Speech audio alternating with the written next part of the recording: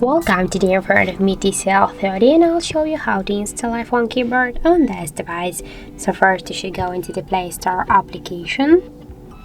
and after that here in the search will enter the the green Apple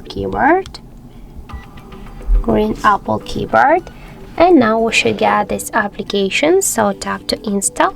and after that wait a couple of seconds while the application downloading and then installing on your device, and after that just click here to open and click enable in settings. Near the green Apple keyboard, click once on the switcher, tap OK, again OK,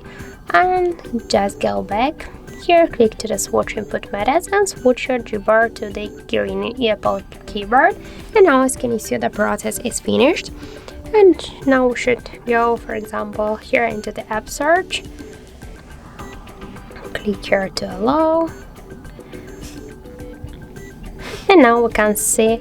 the look of our new device keyboard, and as can you see this keyboard is also close to the iPhone one as the all of the emojis. So that's it, thank you for watching, and if you find this video helpful, don't forget to leave a like, comment and to subscribe our channel.